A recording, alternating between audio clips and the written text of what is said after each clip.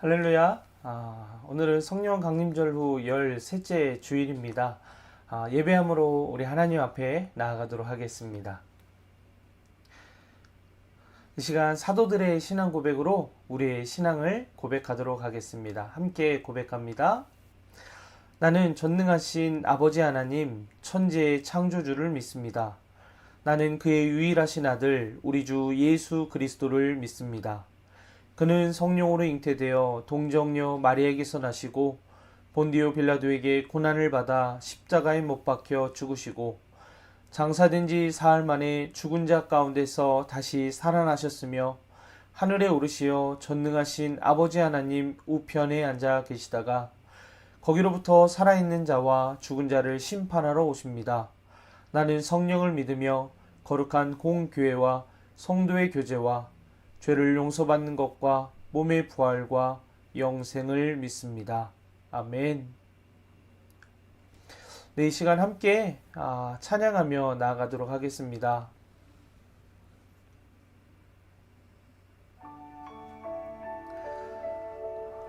지난 한 주간 어떤 은혜들이 여러분 삶 가운데 있었습니까? 오늘 이 자리에 함께 예배하며 나갈 때 그 은혜에 감사하며 함께 이렇게 고백합시다.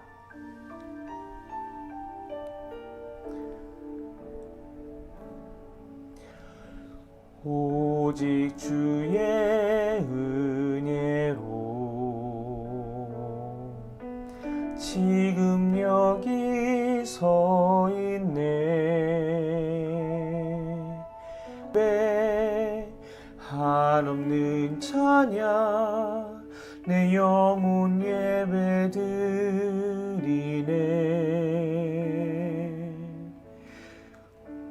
위에 이 땅에 오신 주의 근혜, 십자가 고통 이기신 주님 그 은혜 어찌 잊으리. 주의 날 채우시네. 주의 보게 하시네. 살아가는 동안 은혜로만 살리. 십자가 은혜로.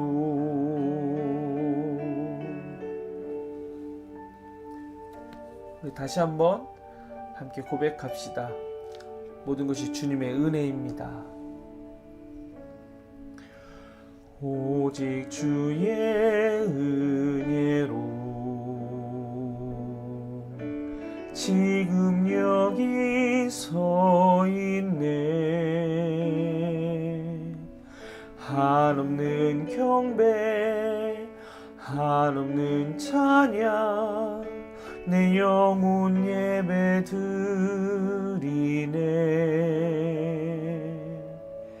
주 위에 이 땅에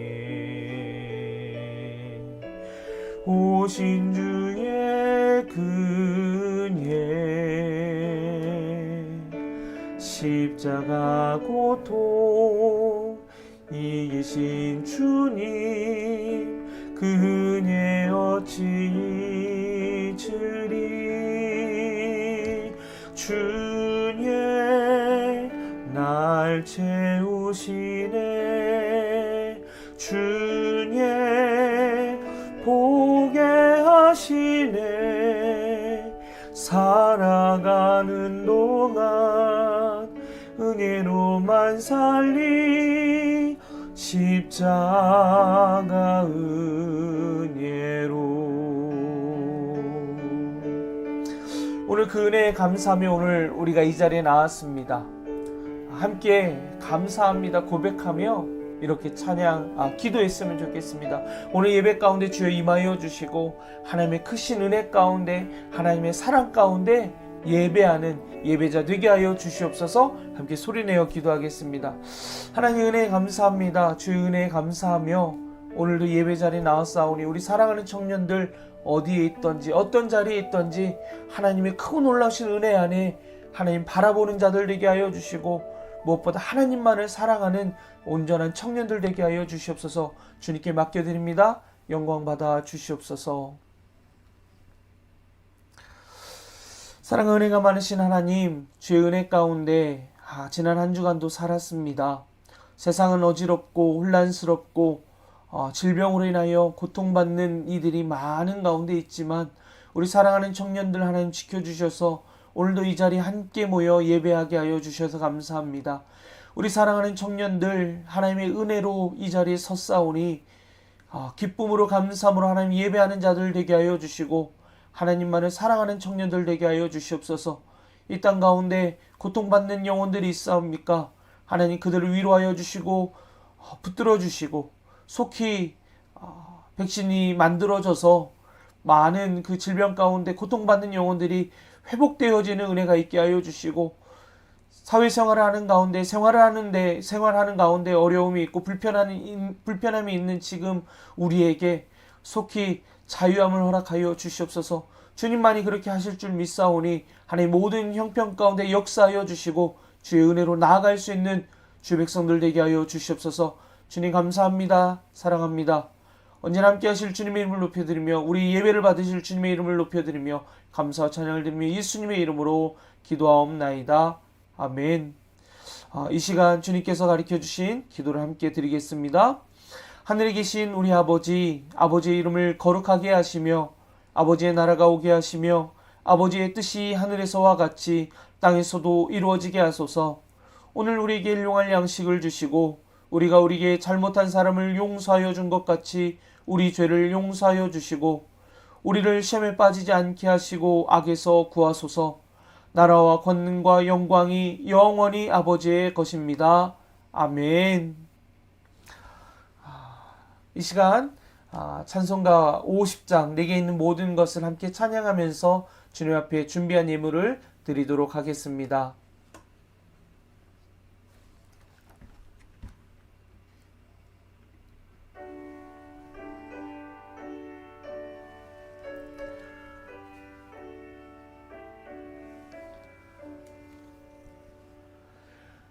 내게 있는 모든 것을 아낌없이 드리네.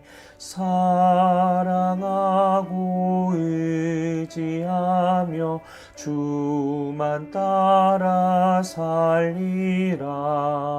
주께 드리네. 주께 드리네.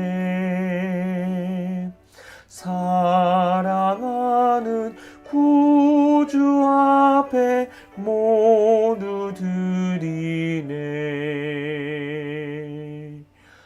아멘.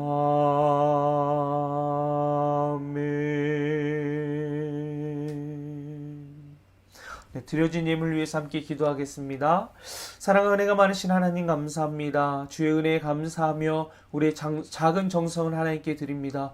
이 물질을 통하여 하나님 기뻐 받아 주시옵고 이 물질을 통하여서 잃어버린 하나님의 백성들이 회복되어지는 축복의 통로가 되게 하여 주시옵소서.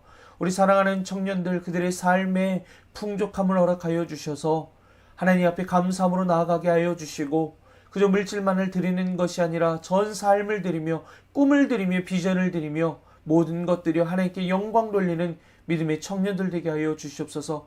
주님만이 그렇게 하실 줄 믿사오니 주여 붙들어 주시고 하나님의 크고 놀라우신 은혜 가운데 날마다 살아가는 믿음의 청년들 되게 하여 주시옵소서. 감사와 찬양을 드리며 예수님의 이름으로 봉헌 기도하옵나이다. 아멘. 네, 이 시간 하나님의 말씀 함께 보도록 하겠습니다. 사사기 2장 6절로 10절까지의 말씀을 함께 보겠습니다. 사사기 2장 6절로 10절까지의 말씀입니다. 제가 가진 성경은 구약 362쪽에 있습니다. 함께 주님의 말씀을 보도록 하겠습니다.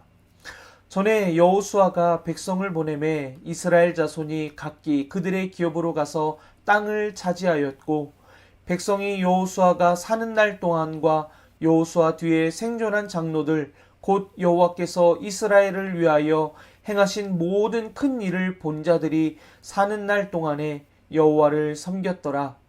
여호와의 종 눈의 아들 여호수아가 110세의 죽음에 우리가 그의 기업의 경내 에브라임 산지 가스산 북쪽 딥낫 헤레스의 장사였고 그 세대의 사람도 다 그 조상들에게로 돌아갔고 그 후에 일어난 다른 세대에는 여호와를 알지 못하며 여호와께서 이스라엘을 위하여 행하신 일도 알지 못하였더라. 아멘. 이 시간 다음 세대와 구원자라는 말씀으로 담임 목사님 말씀 전해주시도록 하겠습니다. 이 말씀 통하여 하나님의 크신 은혜가 우리에게 임하기를 간절히 소망합니다. 함께 말씀 듣겠습니다. 사랑하는 성도 여러분, 한 주간도 건강하게 습니까? 손도 좀 열심히 씻고 또 마스크 착용도 잘 하셔서 코로나를 끝까지 잘 이길 수 있기를 바랍니다. 연신내 사거리에 나가보니까 젊은 남녀가 일회용 비닐 장갑을 끼고 고무줄로 밴드를 하고 그렇게 다니는 모습을 볼 수 있었습니다. 건강과 안전을 위해서 얼마나 신경을 쓰는가 하는 게 보여졌습니다. 그렇다고 모든 사람들이 다 그렇게 신경을 쓰는 것은 아닙니다. 어떤 사람들은 설마 내가 걸리겠어? 그런 생각으로 방심하는 사람들도 있습니다. 우리 교회야 무슨 일이 있겠어? 그런 생각을 할 수 있겠지만은 확진자는 우리 동네에서도 지금 일어나고 있습니다. 방역 수칙을 잘 지키는 것이 나도 안전하고 또 남도 보호해 줄 수가 있습니다. 지난 27일 목요일에 한국교회 지도자들이 청와대에서 대통령과 가진 간담회에서 나온 얘기에 보면은 정부는 방역에 고심하고 있고 또 교회 지도자들은 예배를 제한하는 데 대한 고민하는 흔적이 역력했습니다. 둘 중에 어느 하나도 중요하지 않은 것이 없습니다. 코로나가 쉽게 그치지 않을 경우에 그러면 과연 교회 문을 반년이고 1년이고 계속 닫아야 할 것인가 하는 것도 문제이고, 교회발 코로나가 여기저기서 터지는 상황에서 꼭 대면 예배로 지켜가야 되겠다고 하는 것도 문제가 있고, 교회가 사회적 책임을 회피하게 되면은 결국 교회와 사회가 유리되어지는 결과를 가져올 것은 분명합니다. 사회적 거리두기 2단계인 방역 조치 강화, 또 집합 제한 행정 조치가 내려진 이 상황에서도 주변을 둘러보면은 여전히 지난 주일에도 대면 예배를 드리는 교회들이 여럿이 있습니다. 그러나 이 문제는 옳고 그름이라기보다는 예배냐 생명이냐 하는 가치의 차이일 것입니다. 그러나 신학자들도 이런 특수 상황에서는 비대면 예배를 드리는 것이 신학적으로 문제가 없다, 그렇게 밝혔고, 또 개신교 신자 10명 중에 6명은 종교 집회 자체가 신앙의 자유를 침해하는 것은 아니다 하는 답을 했습니다. 그만큼 상황이 심각하다 하는 것이죠. 이런 상황에서 사랑제일교회의 전모 목사의 태도는 많은 사람들에게 공분을 사고 있습니다. 지난 주간에 제게 물어오는 성도님이 계셔서 근간의 교회와 사회 속에서 일어나는 일들에 대한 설명을 잠시 드리고 말씀을 전하고자 합니다. 전모 목사의 정치적 입장과 행보를 접어두고서라도 최근에 예장 고신과 기장에서 또 8개 정통교단 이단 사이비 대책위원장들이 지난 한 회기 동안에 연구한 결과 전모 목사에 대해서 이단성이 있고 또 이단 옹호자로 이번 9월 총회에 보고할 그런 상황입니다. 그동안 그가 한 발언 가운데 신학적 사상에 있어서 또 이단을 옹호하는 일들이 자주 있었다 하는 것이 이단 대책위원회의 분석의 결과입니다. 우리 교단 신문에 난 자료 가운데도 보면은 예장 고신 총회 전광훈 목사 이단 옹호자로 규정, 이런 타이틀로 기사가 실려 있고 그 안에 보면 이런 내용이 있습니다. 2020년 4월 8일에 한 발언 가운데 모세오경만 성경이고 그 나머지는 성경 해설서다. 또 2019년 10월 8일에는 나에게 기름 부음이 임했고 나는 보좌를 꽉 잡고 산다. 더 큰 문제는 그 다음 말이죠. 하나님 꼼짝 마. 하나님 까불면 나한테 죽어. 이런 발언을 했습니다. 저는 그때부터 저 사람은 목사가 아니다, 공공연하게 얘기를 한 바가 있습니다. 2020년 2월 3일에는 날 보고 성령의 본체라 그래, 그런 말을 한 적이 있습니다. 이런 것들을 보면은 그분이 이단성이 농후하다 하는 것에 공감할 수밖에 없습니다.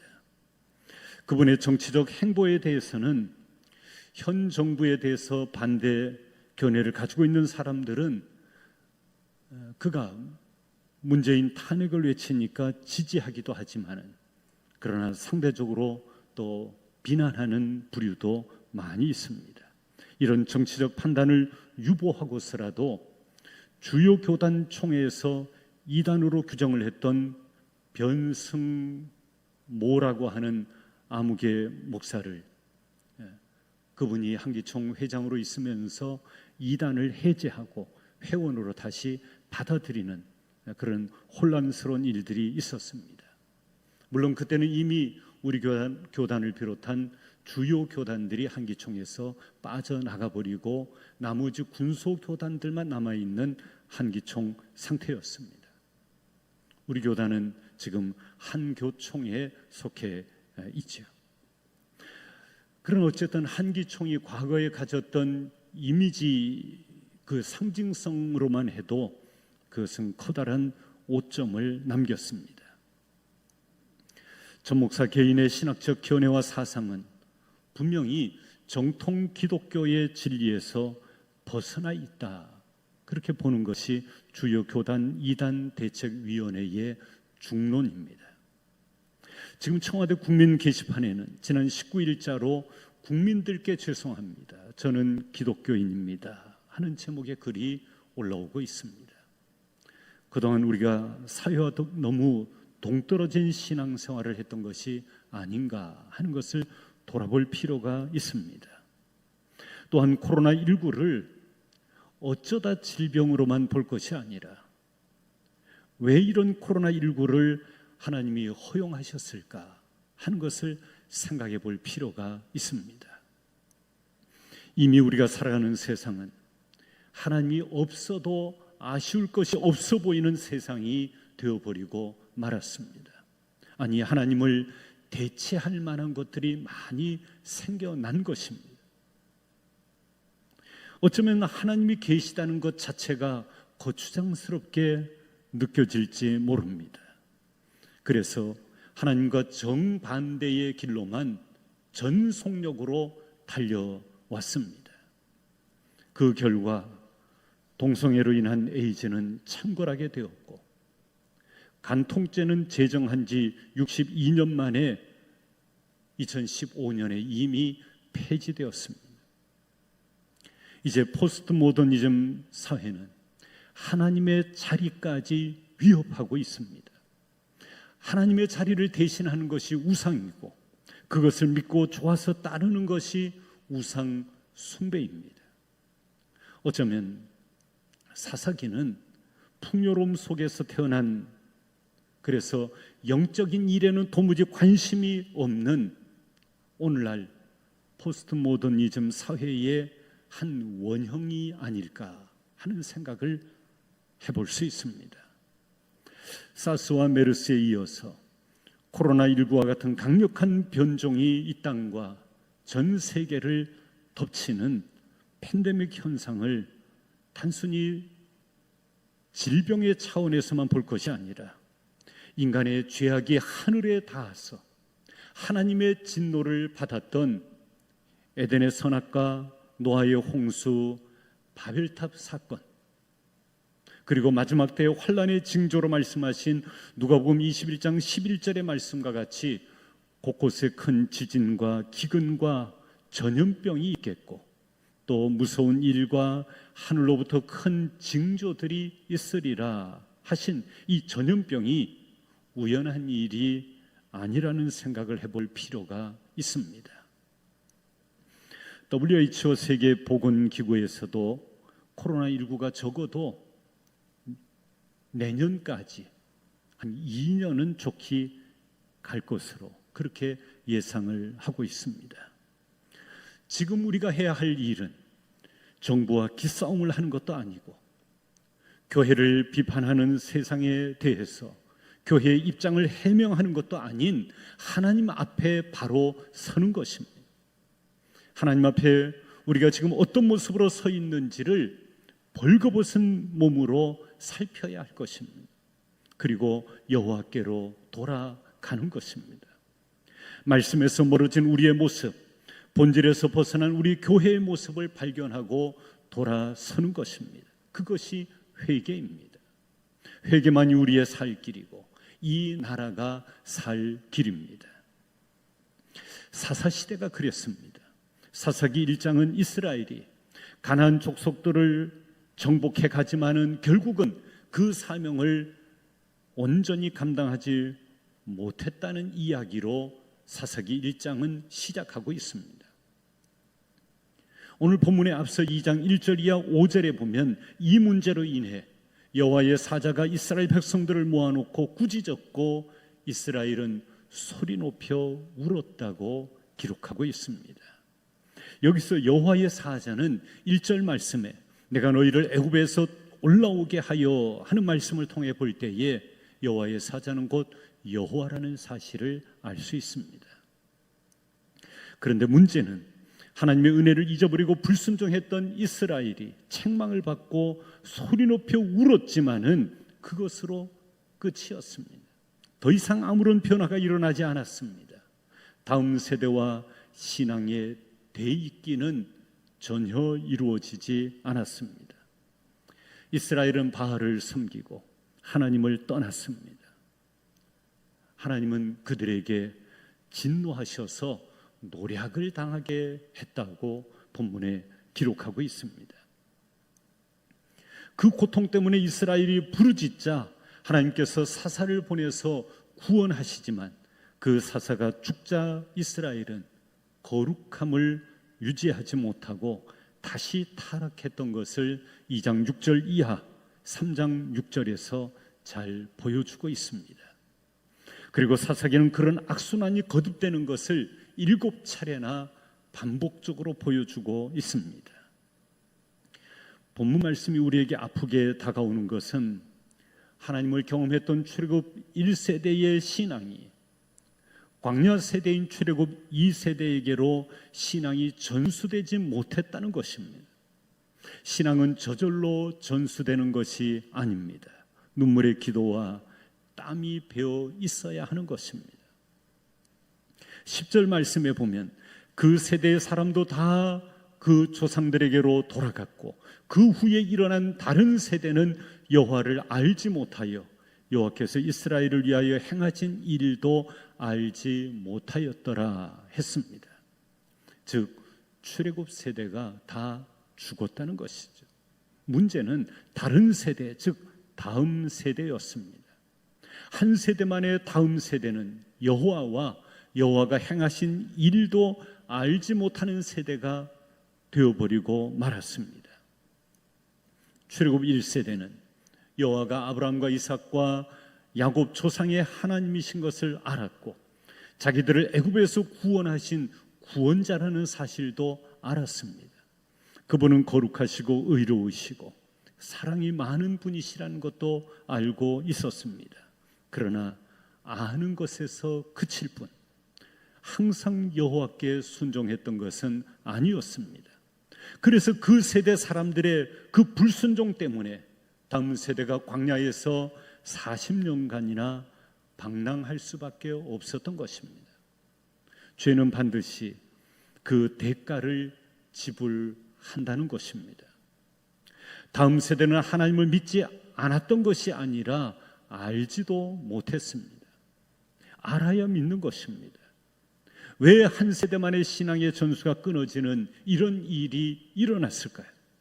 그것은 젖과 꿀이 흐르는 가나안 땅의 풍요 때문에 부모 세대가 그 풍요를 누리기에 너무 바빴기 때문입니다. 그들은 10가지 재앙, 홍해 도하 사건, 반석에서 물이 나와서 강같이 흐르는 것, 매일같이 만나와 메추라기를 먹는 기적을 경험하며 살았던 사람들이었습니다. 그러나 그들은 먹고 살기에 너무 바쁜 나머지 자기 자녀들에게 체계적이고 조직적으로 신앙을 전수하는 데 소홀했던 것입니다. 그래서 한 세대 만에 하나님에 대한 신앙이 끊어지고 만 것입니다. EBS 다큐프라임 초원의 승부사 사자편에 보면 사자는 초원의 맹주이지만은 영양이라고 하는 짐승과 달리기에서 밀리고 마는 것을 볼 수 있습니다. 덩치 큰 물소떼가 있지만은 물소떼 가운데 사자가 달려들 때에 대장이 맞짱을 뜨면서 노려볼 때에 사자는 달려들지 못하고 포기하는 모습을 볼 수 있습니다. 그럼에도 불구하고 사자가 초원에서 강자로 살아남을 수 있는 것은 그가 먹잇감이 있을 때에 최대한 몸을 낮추고 그리고 기회를 포착하다가 약하고 처지는 한 놈만을 집중 공략하는 이 전략입니다. 더 중요한 사실은 사자들은 철저하게 조직의 힘과 가족의 힘으로 살아간다는 것입니다. 평소에는 암사자가 혼자서 사냥을 하지만은 상대가 버거운 그런 대상을 만날 때는 수사자가 함께 협공을 해서 먹이를 얻습니다. 암사자가 새끼 사자들과 놀 때는 수사자가 망을 봐주는 시기입니다. 영적으로도 마찬가지입니다. 사자보다 약해 보이는 짐승들도 공동체로 모여 있으면 사자가 그 무리 가운데 함부로 뛰어들지 못합니다. 그러나 처지게 되면 타깃이 되고 먹잇감이 되는 것입니다. 코로나 시대에도 모쪼록 교회 공동체에서 떨어지지 않기를 바랍니다. 오늘날 먼저 믿은 부모 세대와 구역 지도자들과 교회 학교 교사들, 청년의 셀 리더들 다 자기의 자녀들과 학생들과 순원들에게 하나님이 누구이신지에 대해서 또 크리스천의 삶의 우선순위가 무엇인지에 대해서 더 나아가서 믿음과 순종에 대해서 가르칠 필요가 있습니다. 그러나 우리는 그들이 예수 그리스도를 믿게 만들 수는 없습니다. 그것은 오직 성령님만이 하실 수 있는 일입니다. 우리는 다만 그 도구가 되어서 하나님을 소개하고 믿음이 무엇인지에 관해서 가르칠 의무가 주어져 있습니다. 출애굽 1세대는 가나안 땅에서 다음 세대들에게 기독교 교육을 놓쳐버린 것입니다. 그 결과는 참담했습니다. 그런데 오늘날 우리도 그 잘못을 반복하고 있습니다. 우리의 자녀들에게 어떻게 하면 더 좋은 것을 먹이고 더 좋은 곳에 데려가서 해 뜨는 것을 보여주고 물 흘러가는 소리를 들려주고 유기농 음식을 먹이고 남보다 더 좋은 환경을 누리게 해주는 일에 대한 최고조의 관심을 갖느라 그만 우리는 신앙 교육을 생략해버리고 말았습니다. 그래서 하나님을 떠나버린 다음 세대를 보면서 지금 뒤늦게 후회하고 회개하고 있는 것입니다. 그 결과가 본문에서 이어지는 11절과 12절에 잘 나와 있습니다. 이스라엘 자손이 여호와의 목전에 악을 행하여 바알들을 섬기며 애굽 땅에서 그들을 인도하여 내신 그들의 조상들의 하나님 여호와를 버리고 다른 신들 곧 그들의 주위에 있는 백성의 신들을 따라 그들에게 절하여 여호와를 진노하시게 하였으되 했습니다. 14절 말씀에 보면 여호와를 버린 결과 하나님의 진노가 어떻게 내렸는지를 잘 보여주고 있습니다.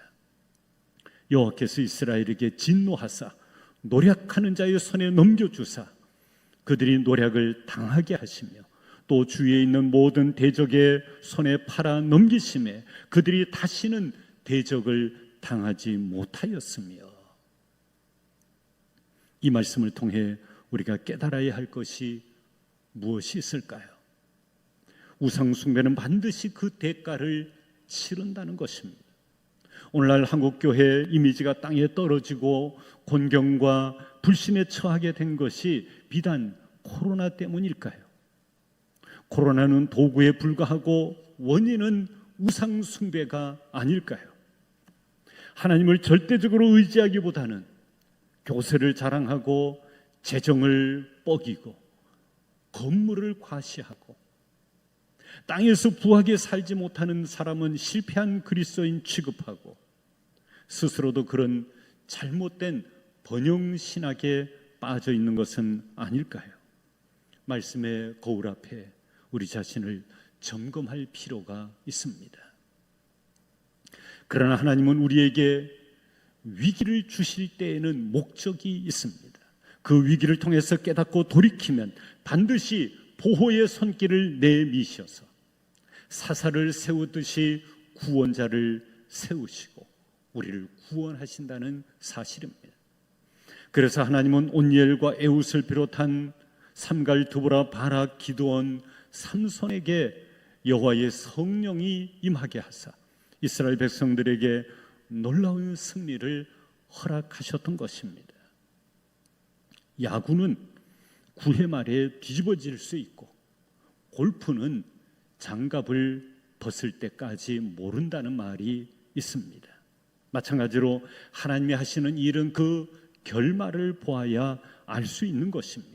신의 한 수가 남아 있습니다. 하나님은 우리와 교회와 나라를 위한 대반전의 카드를 손에 쥐고 계시다는 사실을 믿고 든든한 마음으로 이 어려운 때를 이겨내실 수 있기를 바랍니다. 사사기에 나오는 사사 에웃은 비겁한 암살자였고 기드온은 하나님께 여러 차례 확인할 정도로 믿음이 부족했던 사람이었습니다. 입다는 잘못된 선택을 함으로 자기 딸을 희생 제물로 드려야 했습니다. 삼손의 허물은 설명할 필요가 없을 정도로 힘이 세지만 가장 연약한 사람일 뿐이었습니다. 그들은 백성들에게 여호와의 성령에 의지하여서 몸의 자유와 환경을 바꾸어 주고 자유케 할 수 있었지만 그러나 그들의 마음을 변화시키지는 못했습니다.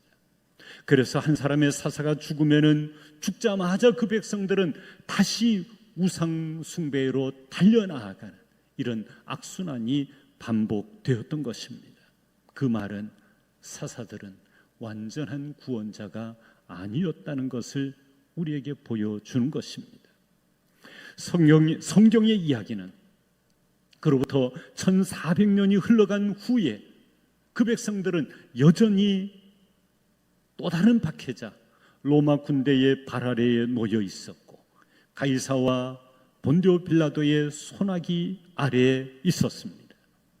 그들은 또다시 구원자를 간절히 기다리고 있었을 때 하나님은 요한복음 3장 16절의 말씀과 같이 예수, 그 이름의 뜻 구원자를 우리 가운데 보내셨는데 그분은 하나님의 아들이었습니다. 자기 아들을 우리에게 구원자로 내어 주신 것입니다. 그분이 오셔서 하신 일은 로마로부터의 해방이 아니었습니다. 우리 인생의 최대의 적을 물리쳐 주시고 우리를 구원해 주셨습니다. 죄로부터, 세상으로부터, 사단으로부터, 사망과 영멸로부터 우리를 구원하신 것입니다. 뿐만 아니라 오늘날 코로나로 인해 우울하고 절망 가운데 있는 우리의 마음을 어루만져 주시려 이 시간도 주의 영으로 우리 가운데 찾아와 계신 것입니다. 이 주님을 여러분의 심령에 받고 다음 세대들에게 반드시 이 신앙을 전수시켜 주시고 이 진리를 전달하는 일에 성공하시기를 주님의 이름으로 축원합니다. 기도하시겠습니다. 구원의 하나님, 그동안 우리가 간절히 구하고 바랐던 것은 우리의 외적 환경을 바꾸어 주시기를 기도했지만 하나님 이제 다시 구하옵나니 내 마음을 바꾸어 주시기를 원합니다. 그리하여 사사기의 악순환이 내 삶에서 반복되지 않게 하시고 내 삶 속에서 내가 만들어서 섬기던 도울 힘이 없는 우상들을 깨뜨리게 하시고 내 환난 날과 사망의 날에 나를 도우실 수 있는 살아계신 하나님만 섬기게 하시고 우리의 다음 세대들에게 가르치고 전하게 싸우니 성령이여 도와주시옵소서. 길과 진리와 생명이 되시는 예수 그리스도의 이름으로 기도하옵나이다. 아멘. 들은 말씀을 기억하며 함께 결단 찬양을 함께 고백하겠습니다. 우리를 향하신 그 은혜에 감사하며 구원자 되시는 예수님의 이름을 함께 찬양합시다. 은혜로다, 은혜로다, 주의 은혜, 날 살리신 주님의 그 은혜라. 은혜로다, 주의 은혜, 날 살리신 주님의 은혜.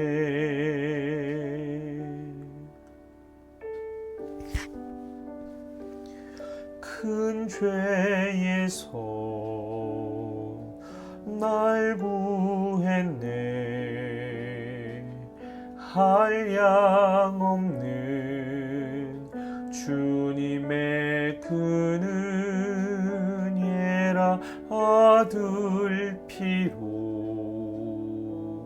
날 살렸네. 측량 못할 주님의 은혜. 그 은혜 내 맘에 영원히 나를 붙들고 가네. 그 은혜 평생에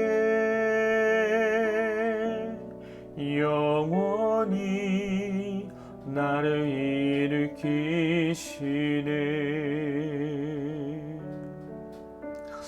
이 시간 함께 기도합시다. 주님께서 허락하신 그 독생자 예수로 말미암아 우리는 구원받는 자 되었습니다. 그 은혜에 감사하며 세상이 어떨지라도 환경이 어떨지라도 하나님만을 아는 자, 하나님의 은혜를 받은 자, 그 사랑을 사모하는 자 되기를 소망합니다라고 고백했으면 좋겠습니다. 나의 삶을 통하여서 하나님만을 가득 알아가는 믿음의 청년들 되게 하여 주시옵소서. 그 아들의 피로 구원받은 자 되어 그 감격 가운데 살아가는 믿음의 청년 되게 하여 주시옵소서. 함께 기도하겠습니다. 사랑과 은혜가 많으신 하나님, 주의 은혜에 감사합니다. 미천한 자, 자격 없는 자, 하나밖에 없는 그 아들 예수 그리스도를 구원자로 보내주시고 그로 말미암아 죄로부터 사함받게 하여 주시고 죄인의 이름으로 살아갈 수밖에 없는 그 사람이었지만 그 아들의 피로, 그 값진 피로 말미암아 의인 되게 하여 주시고 자녀 삼아 주셔서 감사합니다. 그 은혜에 감사하며 예수 그리스도를 나의 구원자라 고백하며 믿음의 삶을 살기를 소망하오니 날마다 나의 삶 가운데 하나님의 은혜가 충만하게 하여 주시고 날마다 그 은혜에 감사하며 주님 감사합니다 고백할 수 있는 믿음의 청년들 될 수 있도록 주여 인도하여 주시옵소서. 하나님의 은혜로 말미암아 살 수밖에 없는 자이오니 그 은혜가 아니면 결코 살 수 없는 자이오니 하나님 내 삶 가운데 크고 놀라우신 은혜를 더하여 주셔서 날마다 주님만을 바라보며 주님만을 사랑하는 믿음의 삶이 될 수 있도록 주여 역사하여 주시옵소서. 주님께 맡겨드립니다. 주여 붙들어 주시고 하나님만을 소망하는 자로 살게 하여 주시옵소서. 구원자 예수님만을 붙든 자 되게 하여 주시옵소서. 감사와 찬양을 드리며 예수님의 이름으로 기도합나이다. 아멘.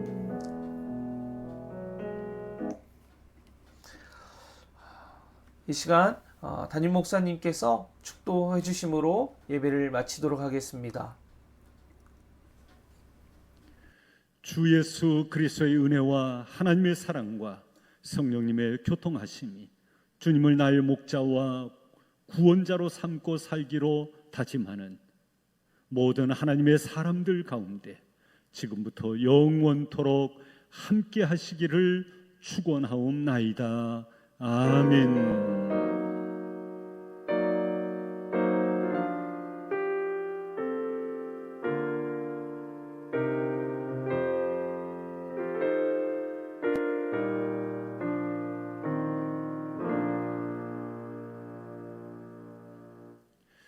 한 주간도 하나님의 평화가 함께 하시기를 바랍니다. 교회 소식 전하도록 하겠습니다. 코로나19가 재확산되면서 2주간 지금 온라인 예배로 함께 예배하고 있습니다. 다음 주도 이제 2.5단계로 준하는 상황으로 함께 코로나를 경계하는 시간으로 갖기로 정부에서 지침이 내려온 상태입니다. 그래서 당분간은 온라인으로 예배를 지속할 것 같고요. 이후에 변동되는 상황이 있으면 메시지를 통해서 소식을 전하도록 하겠습니다. 아무쪼록 뭐 식당이나 카페 여러 공간 안에서 있는 것조차도 규제가 있다고 하니까요. 우리 청년들 건강 유의하시고 무엇보다 하나님을 사랑하는 자가 어떻게 살아가는 것인지 세상 가운데 드러내므로 하나님께 영광을 돌리며 세상 많은 사람들로부터 칭찬받는 그런 믿음의 청년들 되기를 부탁드리겠습니다. 그 외에 특별한 광고는 없는 것 같고요. 함께 얼굴 맞대며 예배하지 못하는 것에 대한 안타까움이 있습니다. 우리 사랑하는 청년들 서로 기억하면서 기도하는 축복하는 그러는 공동체 되기를 원합니다. 지난 설교 가운데 성경 쓰기 챌린지를 말씀드렸었는데요. 어떻게 진행되고 있는지 모르겠습니다. 여러분들 가운데 뿐만 아니라 저도 청년 공동체 멤버이니까요. 저도 지명을 해주셔서 함께 성경 쓰기 챌린지를 이어갈 수 있는 기회를 영광을 저에게도 주셨으면 좋을 것 같습니다. 모쪼록 다시 한번 말씀드리지만 건강 잘 지켜서 건강한 모습으로 현장에서 함께 예배드릴 때 더 감격스럽게 예배드리는 그런 청년 공동체가 되기를 간절히 소망합니다. 이 시간 함께 서로를 축복하며 찬양함으로 예배를 정말로 닫도록 하겠습니다. 함께 축복하며 찬양하겠습니다.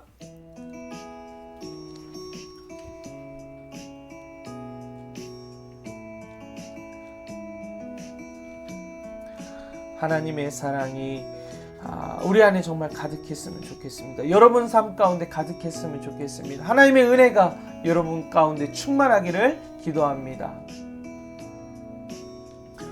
하나님의 사랑이 당신의 삶 가운데 가득하기를 축복합니다. 하나님의 은혜가 우리 가운데 가득하길 기도합니다. 우리 다시 한번 축복합시다. 하나님의 사랑이 당신의 삶 가운데 가득하기를 축복합니다. 하나님의 은혜가 우리 가운데 가득하길 기도합니다. 가득하길 축복합니다. 가득하길 축복합니다. 가득하길 기도합니다. 네, 우리 다음 주에도 온라인 예배로 만나겠습니다. 건강하십시오. 다음 주에 또 봅시다. See you!